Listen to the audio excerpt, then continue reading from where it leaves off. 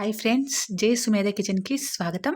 ఈరోజు నేను సొరకాయ హల్వా ఏ విధంగా ప్రిపేర్ చేయాలో చెప్తున్నాను. ముందుగా ప్రాసెస్లోకి వెళ్దామా?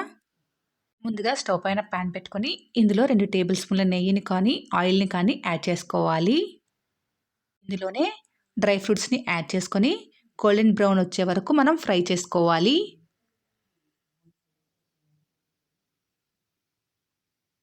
ఇలా గోల్డెన్ కలర్ వచ్చిన తర్వాత ఒక బౌల్లోకి మనం ట్రాన్స్ఫర్ చేసేసుకోవాలి.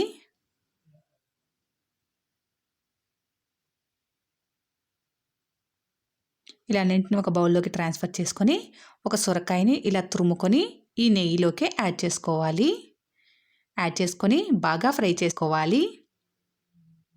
సొరకాయలో కాస్త వాటర్ ఎక్కువ ఉంటుంది కదా, సొరకాయలో వాటర్ అంతా ఎగిరిపోయి పచ్చివాసన పోయే వరకు బాగా ఫ్రై చేసుకోవాలి.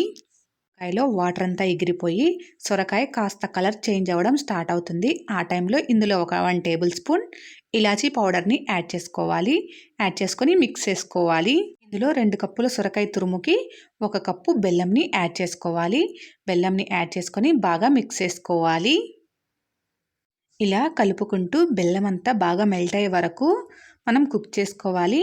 బెల్లం బాగా మెల్ట్ అయ్యి వాటర్ అనేది ఫామ్ అవుతుంది. అంతవరకు మనం కుక్ చేసుకోవాలి.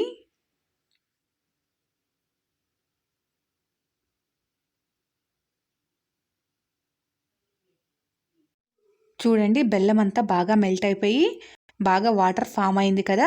ఇప్పుడు ఇందులో 1 కప్పు మిల్క్ని యాడ్ చేసుకోవాలి. మిల్క్ని యాడ్ చేసుకొని బాగా కలుపుకుంటూ పాలలో ఉండే వాటర్ అంతా ఎగిరిపోయే వరకు దీన్ని బాయిల్ చేసుకోవాలి.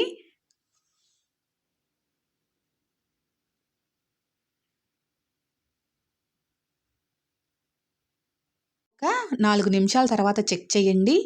పాలలోని వాటర్ అంతా ఎగిరిపోయి పాలు సొరకాయలోకి బాగా మిక్స్ అయిపోయాయి కదా. చూడండి ఎంత బాగా కుక్ అయిందో. ఒక 2 నిమిషాల తర్వాత హల్వా నుండి ఆయిల్ అనేది సపరేట్ అవుతుంది.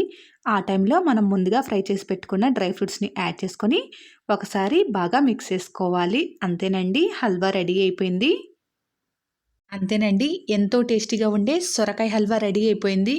చాలా సింపుల్ కదా. మీరు ఒకసారి ట్రై చేయండి. ఎలా వచ్చిందో నాకు కామెంట్ చేయండి. మీకు నచ్చితే లైక్ చేసి షేర్ చేయండి. నా ఛానల్ సబ్స్క్రైబ్ చేయడం మాత్రం మర్చిపోకండి. Please subscribe my channel. Thank you.